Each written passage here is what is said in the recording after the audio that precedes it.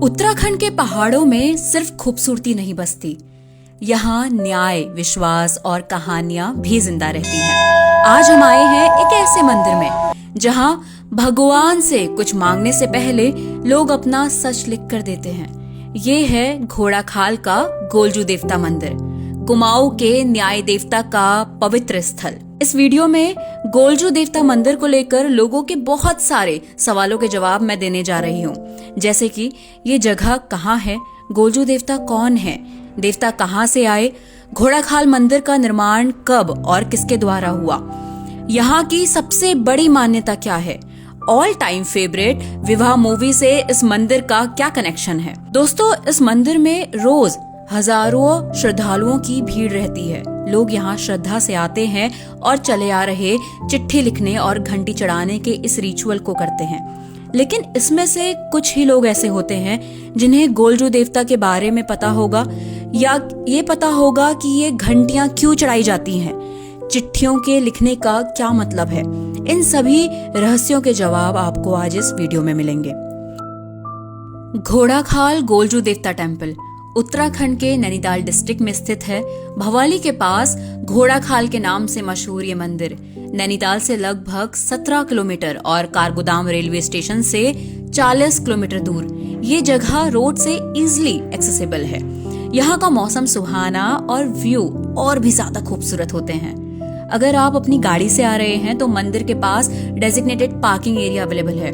Parking मंदिर से नीचे होती है, वहां से मंदिर की सीढ़ियां शुरू होती हैं। पीक सीजन और वीकेंड पर थोड़ी भीड़ होती है, इसलिए बेहतर है कि सुबह जल्दी या शाम को आएं।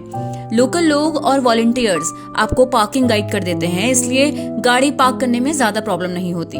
मंदिर के एंट्रेंस के पास छोटी छोटी लोकल दुकानें लगी होती हैं जो यहाँ आने वाले भक्तों की सारी बेसिक जरूरतों को पूरी करती हैं। ये दुकानें बिल्कुल सिंपल हैं, लेकिन आस्था से भरी हुई होती हैं। यहीं से आप गोलजू देवता को चढ़ाने वाली पूरी पूजा सामग्री आसानी से ले सकते हैं। आपको घर से कुछ भी लाने की जरूरत नहीं है। बस हाँ, सभी के लिए एक छोटी सी एडवाइस, प्लीज ध्यान रखिएगा, मंदिर के अंदर प्लास्टिक यूज ना करें, वेस्ट ना फैलाएं और अपनी अर्जी लिखते वक्त सिर्फ सच और श्रद्धा के साथ लिखें। तो अगर आप पहली बार घोड़ाखाल गोलजू देवता मंदिर आ रहे हैं, पार्किंग से लेकर पूजा सामग्री तक यहाँ सब कुछ सिंपल और वेल मैनेज मिलेगा। अब बात करते हैं गोलजू देवता कौन थे और ये कहां से आए। गोलजू देवता कुमाऊं उत्तराखंड के सबसे लोकप्रिय और न्यायप्रिय देवता माने जाते हैं। उन्हें न्याय का देवता कहा जाता है क्योंकि यहाँ मांगी गई हर सच्ची अर्जी का इंसाफ होता है। चंपावत से गोलजू देवता का कनेक्शन और उनकी पूरी कहानी समझते हैं। आखिर गोलजू देवता का चंपावत से कनेक्शन क्यों माना जाता है? इसका जवाब छुपा है कुमाऊं के इतिहास और राजशाही कहानियों में। चंपावत कभी चांद वंश की राजधानी हुआ करता था। चंपावत में ही उन्होंने अपना बचपन और राजकाज देखा। गोलजू देवता को कुमाऊं का न्याय देवता माना जाता है। कहा जाता है कि गोलजू देवता कट्यूरी और चांद वंश के एक न्यायप्रिय राजा थे, लेकिन राजमहल की साजिशों ने उनकी मां को अन्याय का शिकार बना दिया। सच दबाया गया, झूठ जीता और एक मासूम बच्चा अपनी मां से जुदा कर दिया गया।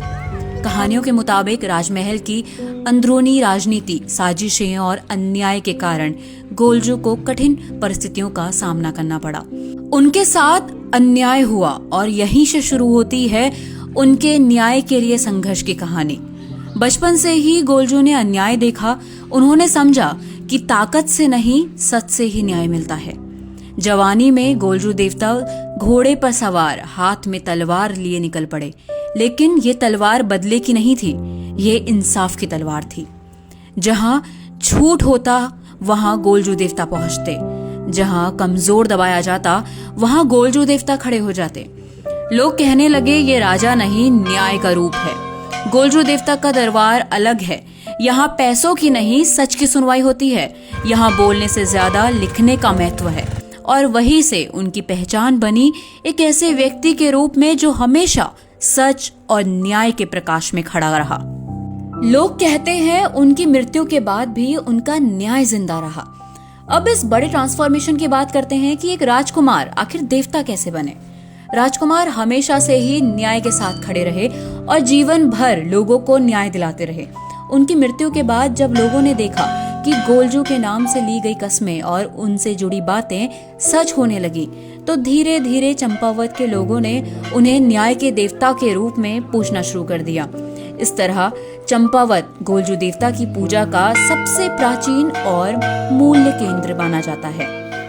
समय के साथ जैसे जैसे कुमाऊं की राजधानी चंपावत से अल्मोड़ा की तरफ बढ़ी, वैसे वैसे गोलजू देवता की आस्था भी चंपावत से आगे बढ़ने लगी।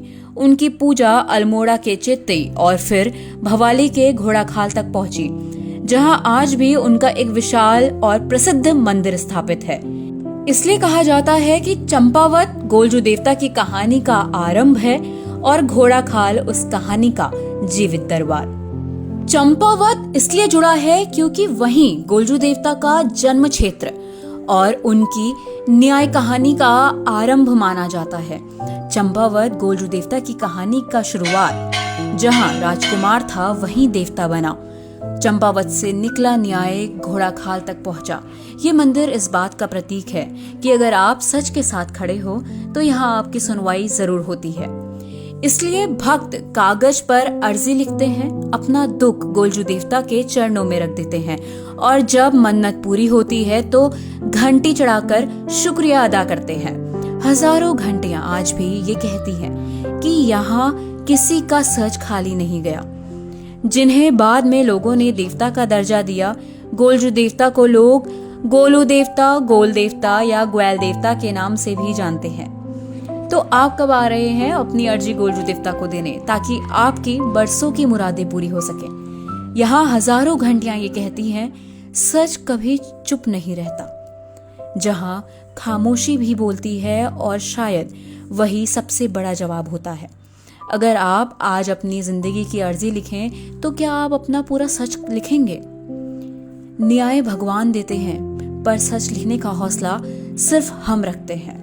गोलजू देवता जहां न्याय एक याद नहीं, एक जिम्मेदारी है, सच लिखने का दरबार है। अगर आप इस विश्वास को समझ पाए तो इस वीडियो को आगे शेयर कीजिए। शायद किसी और को भी अपना सच याद आ जाए, शायद किसी की बरसों की मुराद पूरी हो जाए। ये था घोड़ाखाल का गोलजू देवता मंदिर। अब सवाल सिर्फ एक है, क्या आप सच का साथ देते हैं? क्या आप सच के साथ हो? तो कमेंट में जय गोलजू देवता लिखना ना भूलें और ऐसे ही अनसुनी सच्ची कहानियां और जगह को एक्सप्लोर करने के लिए ऑफ बीट जर्नलिस्ट को सब्सक्राइब करें, ताकि आप कोई भी हिडन स्टोरीज और नई जगह एक्सप्लोर करने से चूक ना जाएं। मिलते हैं अपने नेक्स्ट वीडियो में। जय गोलजू देव।